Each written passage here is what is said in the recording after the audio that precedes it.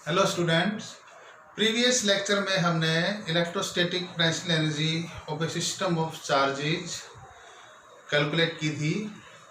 आज हम डिस्कस करेंगे इलेक्ट्रिक डाइपोल के बारे में।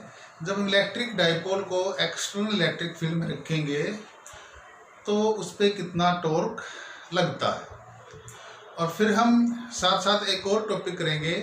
जब हम इस डाइपोल को एक्सटर्नल इलेक्ट्रिक फील्ड में घुमाएंगे, रोटेट करेंगे, तो उस कंडीशन में उसमें कितनी पोटेंशियल एनर्जी स्टोर होगी। तो शुरुआत करते हैं पहले आर्टिकल से। We will derive an expression for torque acting on a dipole placed in uniform electric field. मान लेते हैं जो रीजन है हमारे पास, उसमें यूनिफॉर्म इलेक्ट्रिक फील्ड को हमने स्ट्रेट लाइन से प्रेजेंट किया है। This is uniform electric field E. और जो इलेक्ट्रिक डाइपोल है उसको हमने थीटा एंगल पे रखा है। तो जो थीटा एंगल है, ये थीटा एंगल है, ये इलेक्ट्रिक फील्ड और डाइपोल मूवमेंट पी के बीच में बन रहा है। जो इलेक्ट्रिक डाइपोल है उसमें माइनस क्यू चार्ज रखा है ए पॉइंट पे और प्लस क्यू चार्ज रखा है बी पॉइंट पे। जो डाइपोल की लेंथ है वो है 2a और dipole moment P as usual minus q to plus q. तो इस पर्टिकुलर कंडीशन में हमें एक्सप्रेशन ड्राइव करनी है किसके लिए? टॉर्क के लिए। तो हमने 11th क्लास में अच्छे से पढ़ लिया है। जो टॉर्क है, टॉर्क को हम लिखते हैं tau is a vector quantity, और ये होता है R क्रॉस F। अब ये जो टॉर्क है ये डिपेंड करता है आप किस पॉइंट के अबाउट निकाल रहे हैं। सपोज मैं ए पॉइंट के अबाउट टॉर्क निकाल रहा हूं, ए पॉइंट के अबाउट निकाल रहा हूं, तो आर क्या होगा? आर बेसिकली क्या होगा?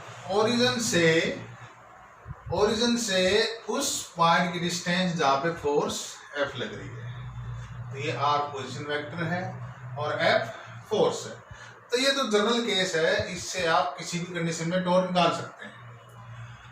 एक इंटरेस्टिंग सिचुएशन होती है जब किसी ऑब्जेक्ट पर नेट फोर्स 0 होती है, तो उस पर्टिकुलर कंडीशन में आप किसी भी पॉइंट के अबाउट टॉर्क निकालो तो हमेशा सेम आता है।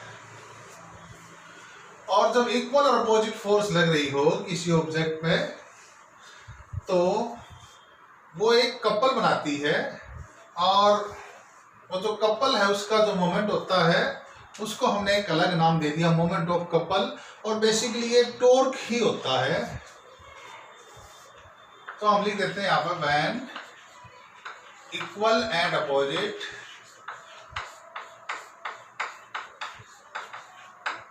Forces act on an object,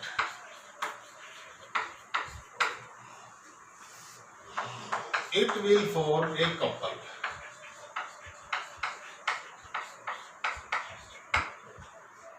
And moment of couple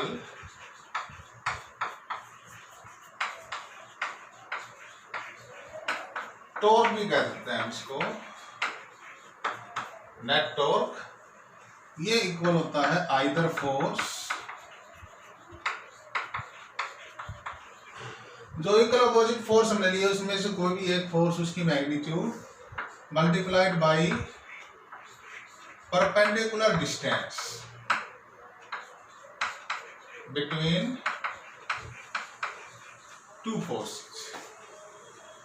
तो ये फार्मूला है। तो इसके लिए हमें पहले निकालना पड़ेगा परपेंडिकुलर डिस्टेंस। तो इसके लिए हम क्या करते हैं, ये एंगल थीटा है, तो जो फोर्स वाली लाइन है, सबसे पहले तो फोर्स देखते हैं, फोर्स कैसे कैसे लग रही है। ये जो प्लस क्यू चार्ज है, तो इस पे उसी डायरेक्शन में फोर्स लगेगी जिस डायरेक्शन में इलेक्ट्रिक फील्ड है। तो ये फोर्स होगी क्यू ई। इसको डिफरेंट चौक से लिख लेते हैं।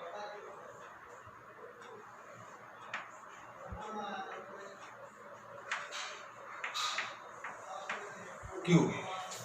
और जो नेगेटिव चार्ज है उसमें फोर्स लगती है इक्वल मैग्नीट्यूड की, क्योंकि जो इलेक्ट्रिक फील्ड है वो जितनी यहाँ उतनी यहाँ है, तो यहाँ पे फोर्स कितनी लगेगी? Q E. अब देखिए ये जो क्यू ई है वो है लेफ्ट टू राइट और ये क्यू है राइट टू लेफ्ट, तो अपोजिट डायरेक्शन में है, तो हम डायरेक्शन अपोजिट करने के लिए इसके साथ माइनस साइन भी शो कर सकते हैं। अब क्योंकि हमें निकालना है टॉर्क, और मैंने आपको बताया टॉर्क किसी भी पॉइंट के अबाउट निकालो तो वो सेम आएगा इस केस में, क्योंकि इस पर नेट फोर्स कितनी है, 0। तो यहाँ पर मैं नेट फोर्स निकालूं F net on the dipole, वो कितनी है, QE minus QE and this is equal to 0। तो नेट फोर्स 0 है, तो इस पर्टिकुलर केस में हर एक पॉइंट के अबाउट जब आप टॉर्क निकालेंगे तो वो क्या आएगा, सेम। तो इसको हमने एक अलग से नाम भी दे दिया है मोमेंट ऑफ कप वाली सिचुएशन को। तो इसमें जब मोमेंट ऑफ कप निकालेंगे वो होगा आइदर फोर्स, बिल्कुल सिंप्लीफाई करके लिख लिया, either force into perpendicular distance. तो फोर्स वाली लाइन आप देखिए कौन सी है, एक तो ये है फोर्स वाली लाइन और दूसरी फोर्स वाली लाइन ये। तो फोर्सेस के बीच में जो परपेंडिकुलर डिस्टेंस है this is perpendicular,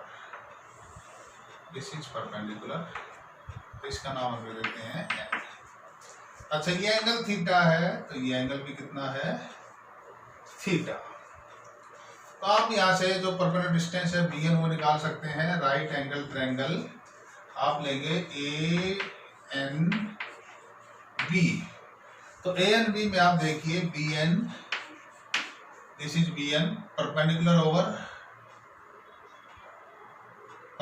over hypotenuse, और हाइपोटेन्यूज कितना है AB, और ये किसके इक्वल है, साइन थीटा के। तो यहाँ से BN कितनी आ जाएगी, BN जो कि परपेंडिकुलर डिस्टेंस है, BN इज परपेंडिकुलर डिस्टेंस, वो कितनी आएगी, AB साइन थीटा, और AB किसके इक्वल है, 2A के, 2A साइन थीटा, क्योंकि AB is equal to 2A। तो अब आप टॉर्क यहाँ पे निकाल सकते हैं। तो आएगा आइदर फोर्स की मैग्नीट्यूड है Q into E, perpendicular distance है 2A साइन थीटा, और Q इंटू 2A हमें पता है, बट इस Q into 2A, Q into 2A होता है dipole moment P is electric dipole moment which is 2A into Q। क्या हो गया, P 2A into Q, this is P E sine theta. अब क्योंकि मैग्नीट्यूड है, मैग्नीट्यूड में तो आप E बाद में लिख ले या E पहले लिख ले, कोई फर्क नहीं पड़ता। तो ये आगे टॉर्क की मैग्नीट्यूड।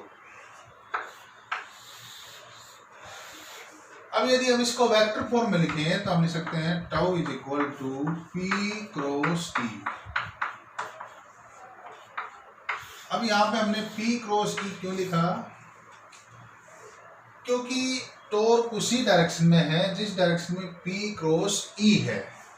तो सबसे पहले टॉर्क को देखते हैं। तो मैंने कहा था जब नेट फोर्स 0 हो या इक्वल एंड अपोजिट फोर्स लग रही हो किसी ऑब्जेक्ट पे, तो उस पर्टिकुलर केस में किसी भी पॉइंट के अबाउट टॉर्क निकालो, वो क्या आएगा, सेम। मान लिया मैं टॉर्क कर रहा हूँ A पॉइंट के अबाउट, A पॉइंट के अबाउट निकाल रहा हूं, तो आप देखिए जो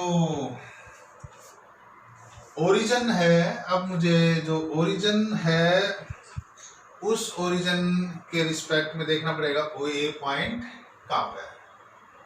तो बेसिकली जिस पॉइंट के अबाउट निकाल रहे हैं उस पॉइंट को यदि आप ओरिजिन मान लें तो बेस्ट रहता है। तो मान लिया A पॉइंट के अबाउट टॉर्क निकाल रहा हूं, तो A को मैंने मान लिया ओरिजिन।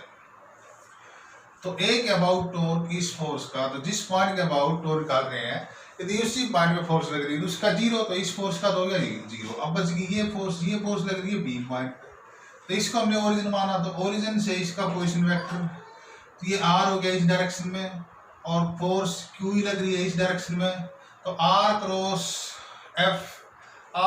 F देखिए, राइट हैंड थंब रूल लगाइए, R क्रॉस F, R से उंगलियां F की तरफ घुमाइए, अंगूठा जा रहा है बोर्ड के अंदर, तो टॉर्क की डायरेक्शन होगी perpendicular to the plane of board directed inward इस पर्टिकुलर केस।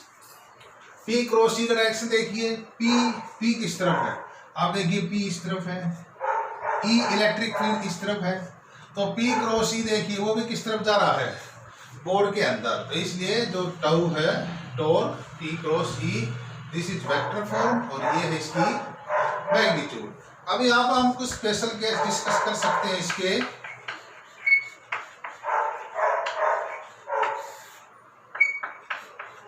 स्पेशल केसेस, इसमें पहला स्पेशल केस है when dipole moment is parallel to electric field, P is parallel to E, और जब P E के parallel है तो उस पर्टिकुलर केस में थीटा कितना होगा, 0 डिग्री। और जब थीटा 0 डिग्री है तो ये हमारी इक्वेशन 1 है, तो फ्रॉम इक्वेशन 1 आप टॉर्क की वैल्यू निकाल सकते हैं। तो टॉर्क कितना आएगा, PE एंगल 0 है तो साइन 0, और साइन 0 कितना होता है 0, तो भी टॉर्क की वैल्यू कितनी आई 0, तो टॉर्क 0। अच्छा, नेट फोर्स तो पहले 0 है, तो नेट फोर्स भी 0 और नेट टॉर्क भी 0, तो दोनों कंडीशन सेटिस्फाई है इक्विलिब्रियम की। तो यानी इस पर्टिकुलर कंडीशन में जो डाइपोल है वो इक्विलिब्रियम में होगा, इक्विलिब्रियम।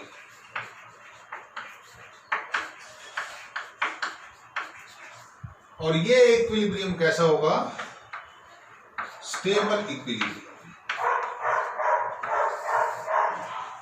स्टेबल इक्विलिब्रियम, तो स्टेबल इक्विलिब्रियम का मतलब ये है, सपोज ये सिचुएशन है, ये हमारा इलेक्ट्रिक डाइपोल है, इस डायरेक्शन में इलेक्ट्रिक इधर रखा है चार्ज -Q, इधर रखा चार्ज +Q, तो एक फोर्स इधर लग रही है, एक फोर्स इधर लग रही है, इलेक्ट्रिक फील्ड इस तरफ है, तो जब फोर्स लग रही है, एक फोर्स इधर और एक फोर्स इधर, तो जैसे फोर्स लग रही है वैसे मैं फोर्स इसको लगाऊं तो इट विल रोटेट, और रोटेट करने पर ये इस डायरेक्शन में आ जाएगा।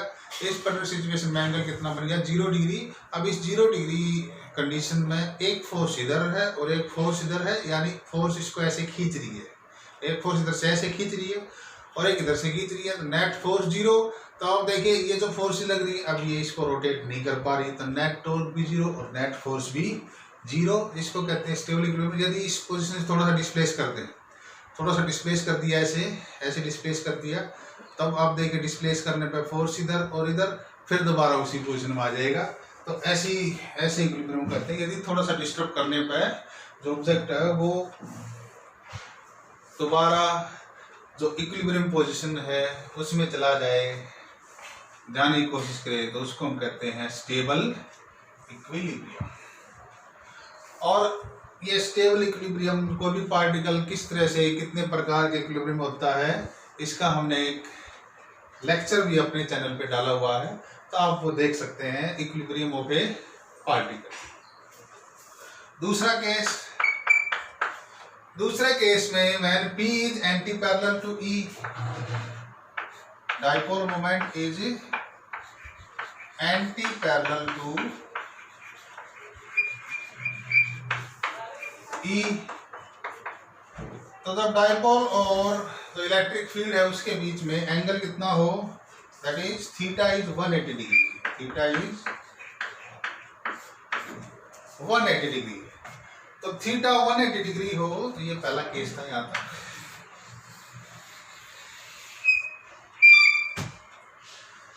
दूसरा केस, जब थीटा 180 डिग्री हो तो अगेन टॉर्क की वैल्यू निकालेंगे इस इक्वेशन से, PE sin 180, और sin 180 अगेन कितना होता है 0,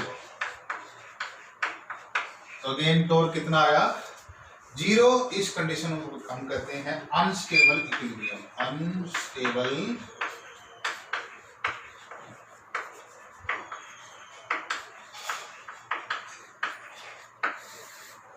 इक्विलिब्रियम। तो जब P और E के बीच में एंगल हो 180 डिग्री तो वो होगा अनस्टेबल इक्विलिब्रियम, और जब एंगल हो P और E के बीच में 0 डिग्री तो वो होगा स्टेबल इक्विलिब्रियम। अनस्टेबल इक्विलिब्रियम में सिचुएशन कैसे है, अब जो डाइपोल मोमेंट P है वो इस डायरेक्शन में है, यानी इधर चार्ज -Q, इधर चार्ज +Q, तो डाइपोल मोमेंट इस डायरेक्शन में है और इलेक्ट्रिक फील्ड इस डायरेक्शन में है, दोनों के बीच एंगल 180 डिग्री। और जो फोर्सेज लग रही हैं, इधर चार्ज माइनस क्यू, इधर चार्ज प्लस क्यू, तो माइनस क्यू पर फोर्स लगेगी इस तरफ और प्लस क्यू पर फोर्स लगेगी इस तरफ, तो फोर्स ऐसे पुश करेंगे डाइपोल को। तो नेट फोर्स कितनी है? 0।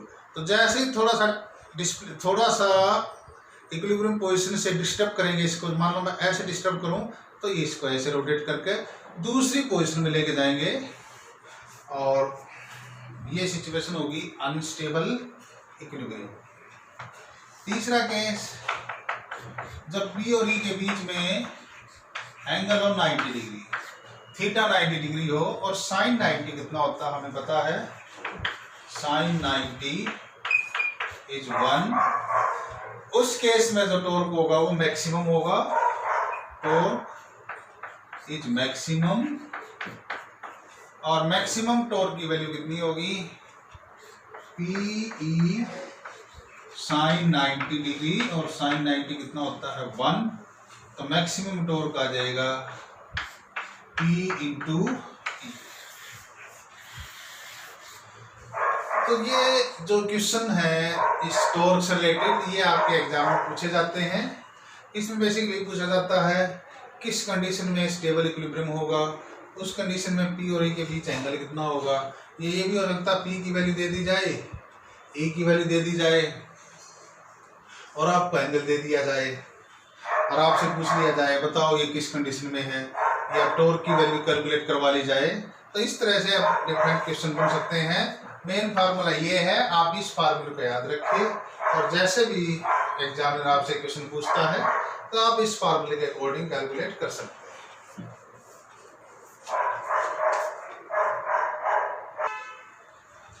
हम डिस्कस करते हैं तो डाइपोल को नॉन यूनिफॉर्म इलेक्ट्रिक फील्ड में रखेंगे तो क्या सिचुएशन होगी। पहला तो जनरल केस है, जब इलेक्ट्रिक डाइपोल और P और इलेक्ट्रिक फील्ड के बीच में एंगल थीटा 0 नहीं होगा, तो उस केस में नेट फोर्स तो 0 नहीं होगी, जाहिर सी बात है क्योंकि इलेक्ट्रिक फील्ड हर एक पॉइंट का अलग अलग है। और जो नेट टॉर्क है वो भी 0 नहीं होगा क्योंकि जो थीटा है वो 0 या 180 नहीं है, नॉट इक्वल टू 0 और 180 डिग्री, ये नहीं कह सकते आप। तो इस पर्टिकुलर केस में ना तो नेट फोर्स 0 होगी न ही नेट टॉर्क 0 होगा। तो ये जनरल केस है। हम बेसिकली सिंपल केस डिस्कस करना चाहते हैं। सिंपल केस में हम दो केस ले लेते हैं, एक जब थीटा 0 डिग्री हो और दूसरा जब थीटा 180 डिग्री हो। तो जब थीटा 0 डिग्री है तो उस केस में जो डाइपोल मोमेंट है वो इलेक्ट्रिक फील्ड के पैरेलल है। तो ये सिचुएशन है, इलेक्ट्रिक फील्ड इस डायरेक्शन में है और जो डाइपोल मोमेंट वेक्टर है P वो भी इस डायरेक्शन में है। तो अब देखिए ये जो Q माइनस Q चार्ज है वो रखा है इस पॉइंट पे, प्लस Q चार्ज रखा है इस पॉइंट पे, और जो direction of increasing electric field है ये इलेक्ट्रिक फील्ड का डायरेक्शन है। तो इलेक्ट्रिक फील्ड इस डायरेक्शन में, मान लेता हूँ मैं इस पॉइंट का नाम रख दूँ A और इसका नाम रख दूँ B, A B,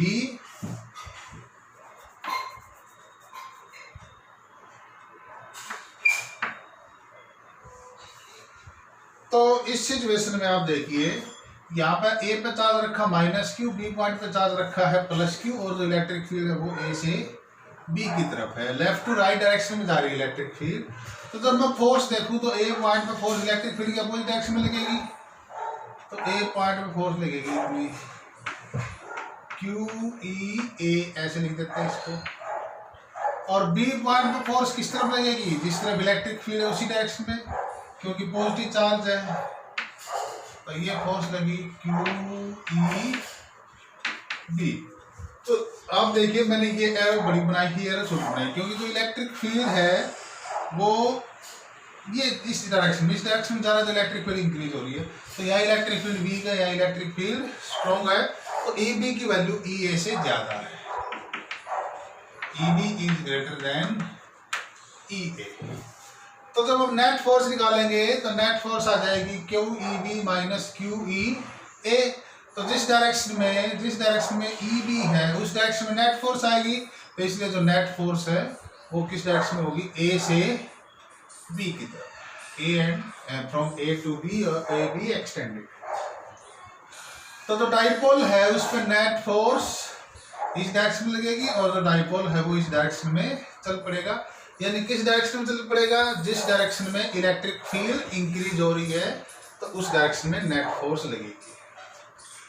ये तो था पहला केस। दूसरा केस, जब थीटा 180 डिग्री हो तो इलेक्ट्रिक फील्ड हम इसी डायरेक्शन में लेते हैं, इलेक्ट्रिक फील्ड इसी डायरेक्शन में है और थीटा 180 डिग्री करना है तो डाइपोल मोमेंट जो वो इलेक्ट्रिक फील्ड के अपोजिट डायरेक्शन में होगा। तो सपोज अब बी पॉइंट पर चार्ज ले लेते हैं माइनस क्यू और ए पॉइंट पर चार्ज ले लेते हैं प्लस क्यू। तो जो डाइपोल मोमेंट है वो है बी से ए की तरफ और इलेक्ट्रिक फील्ड है ए से बी की तरफ और ए से बी जाने में इलेक्ट्रिक फील्ड इंक्रीज भी हो रही है। तो अब जब हम नेट फोर्स निकालेंगे तो अब आप देखिए इधर क्यू ए पॉइंट पे है, जब मैं फोर्स निकालूंगा ये जो चार्ज रखा है तो इस पर फोर्स लगेगी क्यू ई ए।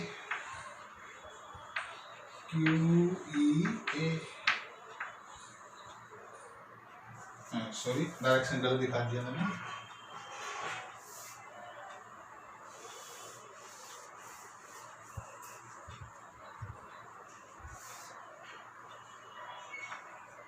पॉजिटिव चार्ज है तो जिस डायरेक्शन में इलेक्ट्रिक फील्ड है उस डायरेक्शन में फोर्स लगेगी, तो इससे फोर्स लगेगी इस डायरेक्शन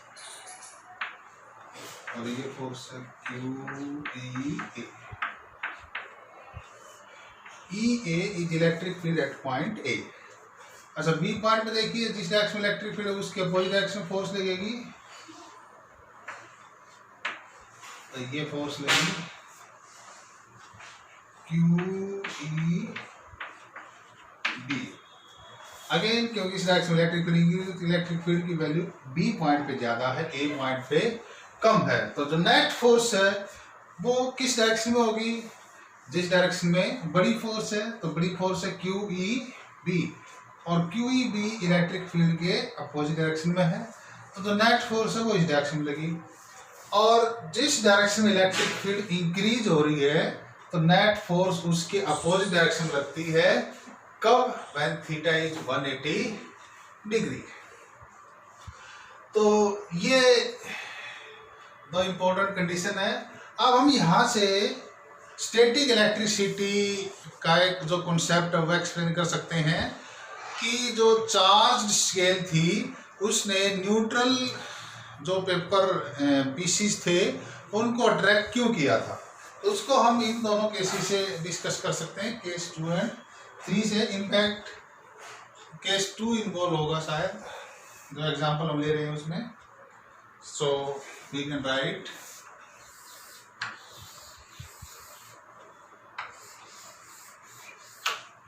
y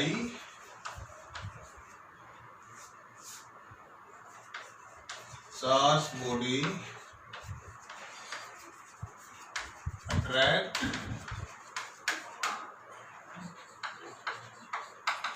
neutral।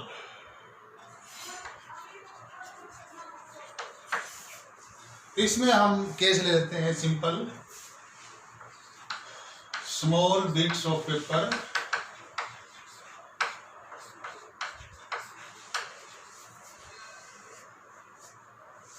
और दूसरा ग्लास रोड।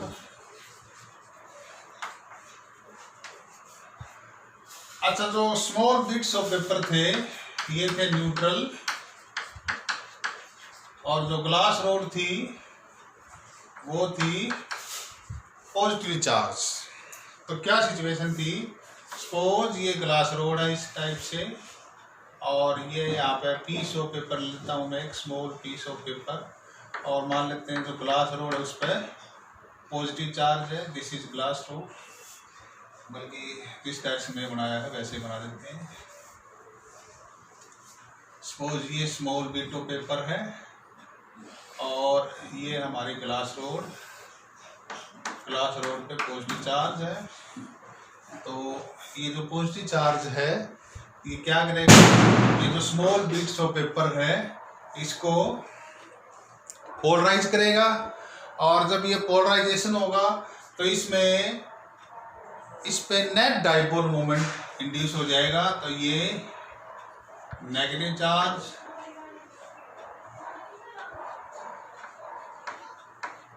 और ये इधर पॉजिटिव चार्ज। तो जो इलेक्ट्रिक फील्ड है, ये जो ग्लास रोड है जिसमें पॉजिटिव चार्ज है, उसकी जो इलेक्ट्रिक फील्ड है वो किस डायरेक्शन में इंक्रीज हो रही है? ये है direction of increasing electric field, direction of increasing electric field. अच्छा, जो डायपोल मोमेंट P है वो देखिए किस डायरेक्शन में है। डायपोल मोमेंट P, ये नेगेटिव चार्ज और ये पॉजिटिव चार्ज, तो नेगेटिव से पॉजिटिव की तरफ, तो ये हो गया डायपोल मोमेंट P। और जो इलेक्ट्रिक फील्ड E है वो किस डायरेक्शन में है? तो इलेक्ट्रिक फील्ड है वो भी इस डायरेक्शन में है। इस पर्टिकुलर पॉइंट पे कागज पे हम देखें, ये जो पीस ऑफ पेपर इस पे देखें, तो इलेक्ट्रिक फील्ड इस डायरेक्शन में। Direction of increasing electric field, direction of increasing electric field, sorry increasing electric field direction मैंने गलत ले लिया ये,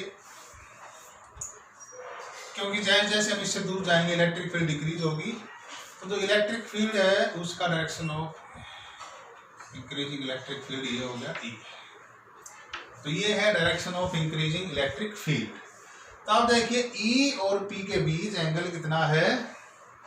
E direction of increasing electric field ये है direction of increasing electric field, ये E है। E और P के बीच एंगल कितना है?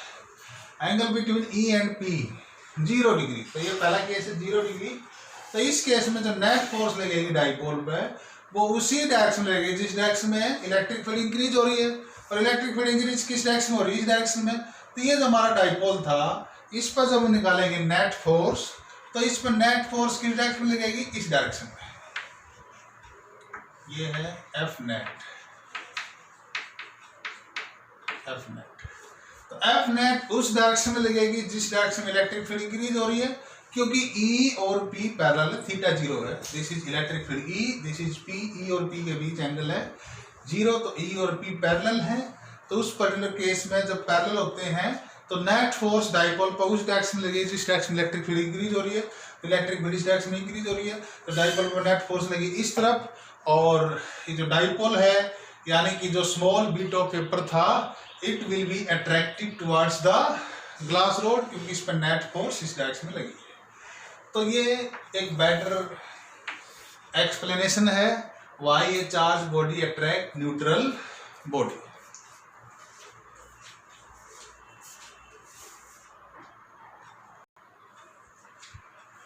Let us have an expression for potential energy of a dipole placed in an external electric field E. Uniform body use कर देते हैं, uniform external electric field E। तो ये एक्सटर्नल इलेक्ट्रिक फील्ड E है जो uniform है, हर एक point पे सेम है। इसमें डाइपोल रखा है A B, charge -q + q, A और बी पॉइंट पर रखें। डाइपोल की लेंथ है 2a और जो डाइपोल है उसकी और इलेक्ट्रिक फील्ड के बीच में एंगल है थीटा। अब इस पर्टिकुलर कंडीशन में हमने ये फिक्स कर रखा है, क्योंकि छोड़ देंगे तो इलेक्ट्रिक फील्ड इसको रोटेट करके वापस 0 डिग्री पे ले आए। तो इस पर्टिकुलर सिचुएशन में इसका जो टॉर्क लग रहा है वो है τ = Pe sin थीटा। अब जब हम इस डाइपोल को रोटेट करें, अब ये इस सिचुएशन में ये थीटा एंगल पे है, यदि मैं इस एंगल को बढ़ाना चाहूँ तो ये जो डाइपोल है इसको मैं ऐसे रोटेट करूंगा। ये जो डाइपोल है या इस कंडीशन में इसको मैं ऐसे रोटेट करूंगा। तो जब मैं इसको ऐसे रोटेट करूंगा, क्योंकि जो इलेक्ट्रिक फील्ड है वो इसको क्लॉकवाइज घुमा रही है, तो मुझे घुमाना पड़ेगा एंटी क्लॉकवाइज। तो मुझे एक्सटर्नल टॉर्क लगाना पड़ेगा। तो वो जो एक्सटर्नल टॉर्क है वो उतना लगाना पड़ेगा जितना टॉर्क इलेक्ट्रिक फील्ड की वजह से है, तभी मैं इसको बिल्कुल स्लोली रोटेट कर पाऊंगा। तो स्मॉल एंगल, अब ये थीटा है, थीटा से थीटा + d थीटा, तो स्मॉल एंगल d थीटा पे रोटेट करने के लिए मुझे स्मॉल वर्क कितना करना पड़ेगा? तो वो है dw, small amount of work done in rotating this dipole against the electric field, torque produce by electric field. तो वो जो इलेक्ट्रिक फील्ड का जो टॉर्क है वो इसको ऐसे घुमा रहा है, हमें घुमाना है इसको ऐसे। तो इसके लिए हमें जो वर्क करना पड़ेगा वो निकाल रहे हैं। तो जो होगा tau external into d theta. अब ये जो टाउ एक्सटर्नल है वो उतना ही होगा जितना इलेक्ट्रिक फील्ड लगा नहीं, बट होगा किस डायरेक्शन में, अपोजिट डायरेक्शन में। तो यहाँ पे स्मॉल अमाउंट ऑफ वर्ड हम ले लेते हैं टाउ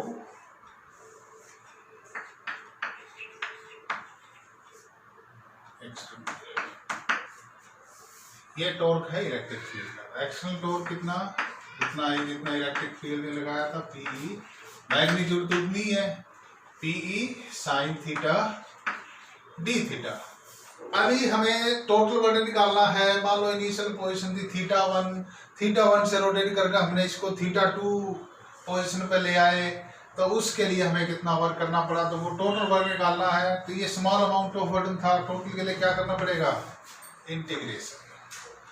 तो टोटल अमाउंट ऑफ वर्क हो जाएगा W, और यही जो टोटल अमाउंट ऑफ वर्क है ये किस में हो जाएगा, इसकी इलेक्ट्रोस्टैटिक पोटेंशियल एनर्जी में स्टोर हो जाएगा।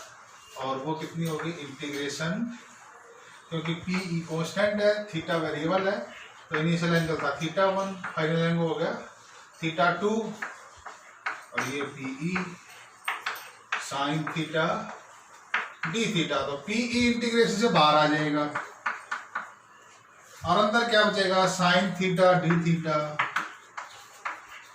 लिमिट थीटा 1 से थीटा 2। साइन का इंटीग्रेशन आपको पता ही है, साइन थीटा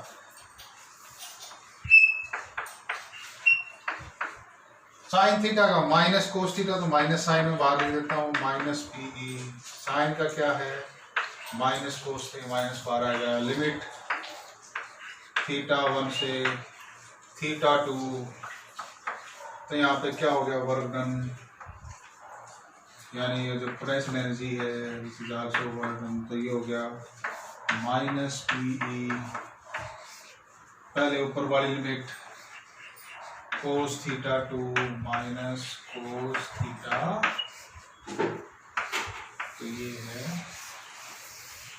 अभी हम इसके स्पेशल केस भी डिस्कस कर लेते हैं।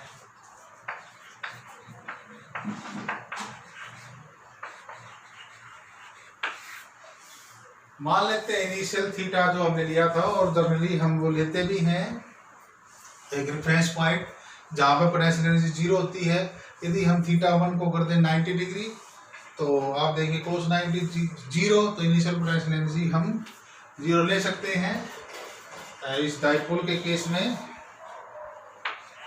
थीटा 1 कितना कर दें, 90 यानी π/2, और थीटा 2 किसके इक्वल कर दें, थीटा के। तो उस केस में देखिए जब हम ये कंडीशन अप्लाई करें तो पोटेंशियल एनर्जी कितनी हो जाएगी, माइनस पीई कोस थीटा 2 की जगह क्या रख दें, थीटा, और थीटा 1 की जगह 90, कोस 90 कितना होता है 0, तो ये हो जाएगा पीई कोस थीटा। और ढंग से लिखें तो ये हो जाएगा U is equal to minus p dot E. तो ये वेक्टर फॉर्म में है, डॉट प्रोडक्ट में। तो ये थी पोटेंशियल एनर्जी। कई बार क्या होते हैं, क्वेश्चन आ जाते हैं इस रिलेटेड न्यूमेरिकल क्वेश्चन, तो इसमें आप ये फार्मूला यूज करें, क्योंकि क्वेश्चन में पूछा जा सकता है इनिशियल पोजीशन में जो डाइपोल था वो इलेक्ट्रिक फील्ड के साथ एंगल बना रहा था 30 डिग्री, और फाइनल पोजीशन में एंगल बनाया है 60 डिग्री। तो उस केस में आप कैसे निकालेंगे, तो यहाँ पे तो थीटा दे रखा है केवल, तो उस केस में आप कौन सा फार्मूला यूज करेंगे, ये वाला formula.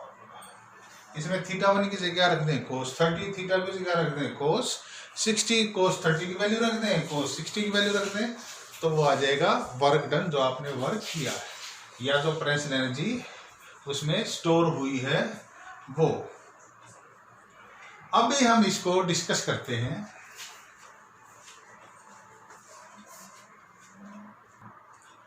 Let us discuss the potential energy result।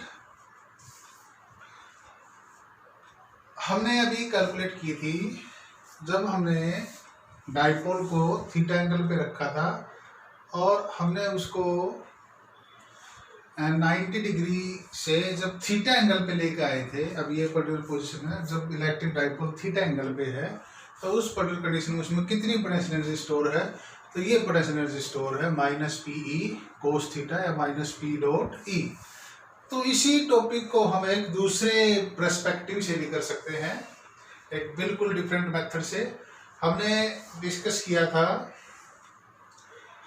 इससे पहले जो लेक्चर था, तो उसमें हमने डिस्कस किया था जब किसी चार्जेज को एक्स्ट्रा इलेक्ट्रिक फील्ड में रखते हैं तो उसमें पोटेंशियल एनर्जी कितनी आती है। तो टू चार्जेज वाला हमने टॉपिक भी किया था। तो हमने देखा था जब Q1 और Q2 चार्जेज को रखा था तो पोटेंशियल एनर्जी कितनी होगी थी। सपोज इसको U डैश थीटा से लिख लेते हैं। Q1 V2 ये पोटेंशियल है B पॉइंट पे चार्ज है Q2, तो Q2 V2 और Q1 V1 एंड इनकी जो इंटरेक्शन एनर्जी थी Q1 Q2 by 4 pi epsilon not R। अब क्योंकि यहाँ पे Q1 और Q2 की जगह Q1 तो है माइनस Q और Q2 है प्लस Q, तो आप देखिए जो Q2 है उसकी जगह प्लस Q और Q1 की जगह माइनस Q। तो ये पोटेंशियल एनर्जी एक्सटर्नल फील्ड की वजह से, जो V1 है वो एक्सटर्नल फील्ड की वजह से पोटेंशियल है A पॉइंट पे, और जो V2 है वो पोटेंशियल है B पॉइंट पे। ये तो था एक्सटर्नल पोटेंशियल की वजह से पोटेंशियल एनर्जी। इसके अलावा जो दो चार्जेस थे उन चार्जेस के बीच में जो इंटरेक्शन था एक टर्म उसकी वजह से आई थी, और वो थी Q1 Q2। तो एक चार्ज प्लस एक माइनस है, plus Q into minus Q, तो minus Q square 4 pi epsilon not, और डिस्टेंस यहाँ पे R की बजाय कितनी है 2a। तो ये डिस्टेंस कितनी है, दिस डिस्टेंस इज 2a। तो ये 2a टर्म वहां से। अब इसको हम इस तरह से लिख सकते हैं, Q कॉमन ले लिया। अब ये V2 माइनस V1 ये बेसिकली क्या है, potential difference between point A and B। तो ये हमने डेफिनेशन जो जब हमने डिस्कस किया था पोटेंशियल एनर्जी वाला टॉपिक किया था, तो हमने जब इलेक्ट्रिक पोटेंशियल डिफरेंस को डिफाइन किया था, तो पोटेंशियल डिफरेंस क्या है, amount of work carrying a unit positive charge from one point two another point. तो इसको हम ऐसे लिख सकते हैं V2 minus V1। What is V2 minus V1, potential difference between point A and B। और पोटेंशियल डिफरेंस है क्या, amount of work done in carrying unit positive charge from one point two another point. तो ये तो work done है external का। तो हमने बेसिकली डिफाइन किया था पोटेंशियल डिफरेंस को, potential difference is negative of work done by electric field, is negative of work done by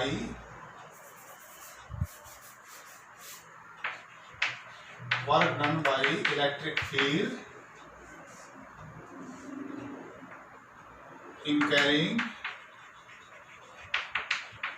unit positive charge from A to B या 1 to 2। अब ये वर्डन है कितना V2 माइनस V1। तो ये वर्डन हम निकाल सकते हैं माइनस वर्डन कितना है, तो ये आप देखिए वर्डन बाय इलेक्ट्रिक फील्ड, ये माइनस साइन है इसलिए। तो वर्डन बाय इलेक्ट्रिक फील्ड A से B तक यूनिट पॉजिटिव चार्ज को ले जाने में इलेक्ट्रिक फील्ड कितना वर्क करेगी। तो क्योंकि जो इलेक्ट्रिक फील्ड है वो कांस्टेंट है, तो यहाँ से यहाँ तक जब हम चार्ज को ले जाएंगे तो जो चार्ज उस पर कांस्टेंट फोर्स लगेगी, और कांस्टेंट फोर्स में वर्डन हम सिंपली लिख सकते हैं dot product of force and displacement. अब यहाँ से यहाँ तक डिस्प्लेसमेंट कितना है 2a। तो या तो इलेक्ट्रिक फील्ड का कंपोनेंट ले लो 2a की डायरेक्शन में, या 2a का कंपोनेंट ले लो इलेक्ट्रिक फील्ड के डायरेक्शन में। तो हम इसको सिंपली लिख सकते हैं फोर्स, यूनिट पॉजिटिव चार्ज में फोर्स कितनी लगेगी QE, और Q कितना है 1, क्योंकि यूनिट पॉजिटिव चार्ज को ले जा रहे हैं तो Q है 1। तो ये फोर्स होगी Q इंटू E, और फोर्स का कंपोनेंट ये है E, यानी इलेक्ट्रिक फील्ड का कंपोनेंट इस डायरेक्शन में वो कितना है E कोस थीटा, क्योंकि एंगल इलेक्ट्रिक फील्ड और डिस्प्लेसमेंट के बीच में एंगल कितना है थीटा, 2a और इलेक्ट्रिक फील्ड डाइपोल मोमेंट और इसके बीच में एंगल है थीटा। तो होगा E कोस थीटा, ये तो होगा इलेक्ट्रिक फील्ड का, ये तो होगी फोर्स, ये तो होगी फोर्स, और इसकी मल्टीप्लिकेशन करेंगे इसके साथ डिस्प्लेसमेंट के साथ, जो कि कितना है 2a। तो यहाँ पे V2 माइनस V1 की जगह हम ये टर्म लिख सकते हैं।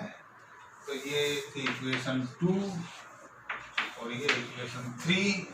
तो इक्वेशन 2 को 3 में रखें, from 2 and 3 we get u dash theta equal to q minus e। तो ये माइनस साइन लगा देते हैं यहाँ पे। 2ae cos theta minus q square by 4 pi epsilon not into 2a। अब देखिए ये टर्म तो कांस्टेंट है, पोटेंशियल एनर्जी जो है उसमें जो कांस्टेंट टर्म है वो उसका कोई सिग्निफिकेंट नहीं है। So this term is non significant. Non significant है, इसको हम नेग्लेक्ट कर सकते हैं। और q इंटू 2a किसके इक्वल है? p के। तो u डैश थीटा कितना आया? Minus pe cos theta. और इस टर्म को हमने नेग्लेक्ट कर दिया because it is not significant, क्योंकि ये टर्म कांस्टेंट है और जो कांस्टेंट टर्म है उसका पोटेंशियल एनर्जी में कोई इफेक्ट नहीं। क्योंकि बेसिकली जब हम वर्क निकालते हैं एक पॉइंट से दूसरे पॉइंट तक, तो जो कांस्टेंट टर्म है वो नॉन सिग्निफिकेंट है, तो वो सब्ट्रैक्ट हो जाएगी और जो रिजल्ट है उस पे इसका कोई इफेक्ट नहीं होगा। So you can easily neglect this term, क्योंकि q कांस्टेंट है, 4 बाई एप्सिलॉन कांस्टेंट है और 2 का डिस्टेंस है वो भी कांस्टेंट है। तो इसको हम लिख सकते हैं minus vector p dot e। अब आप ध्यान से देखिए ये जो रिजल्ट है ये वही आ गया जो इक्वेशन 1 से था। तो इक्वेशन 1 और 4 दोनों से हमने डिराइव कर दिया। अब यहाँ पर हम एक चीज और डिस्कस कर लेते हैं। जब हमने पोटेंशियल एनर्जी वाला टॉपिक किया था उसमें हमने इनिशियल एंगल θ1 कितना लिया था? π/2। तो उस π/2 एंगल पे जो इनिशियल पोटेंशियल एनर्जी थी वो कितनी आ गई थी? 0। तो पोटेंशियल एनर्जी 0 जब θ1 कितना है? π/2 और थीटा कितना लिया था? थीटा। तो उसके बाद फिर हमने ये इक्वेशन लिखी थी। तो आइए, जब ये θ1 π/2 होता है तो उस पर्टिकुलर सिचुएशन में क्या कंडीशन होती है? तो देखिए थीटा जब π/2 होगा तो जो डाइपोल है, तो इसको मैं दोबारा रिप्रेजेंट करूं, ये इलेक्ट्रिक फील्ड है और ये ऐसे डाइपोल। तो यदि डाइपोल को ऐसे रख दिया जाए, ये 90 डिग्री पे है, तो इस कंडीशन में ये चार्ज हो गया -q और ये चार्ज हो गया +q। तो अब आप देखिए ये जो लाइन है ये इलेक्ट्रिक फील्ड के परपेंडिकुलर डायरेक्शन में जब आप जाएंगे तो वो इक्विपोटेंशियल सरफेस होगी। तो ये इक्विपोटेंशियल सरफेस है, इसके हर एक पॉइंट पे पोटेंशियल कितना है? सेम। और जब पोटेंशियल सेम है, पोटेंशियल सेम होने से ये जो टर्म है q v2 minus v1, v2 और v1 सेम है इस लाइन पे, तो ये टर्म कितनी होगी? 0 और ये टर्म 0 होगी, तो पोटेंशियल एनर्जी कितनी होगी? 0। इसलिए हमने जो इनिशियल एंगल है तो थीटा वो कितना लिया था? π/2। तो इससे रिलेटेड कुछ पोटेंशियल एनर्जी से रिलेटेड कुछ न्यूमेरिकल प्रॉब्लम जो आपके एग्जाम में आती हैं वो हम नेक्स्ट लेक्चर में डिस्कस करेंगे।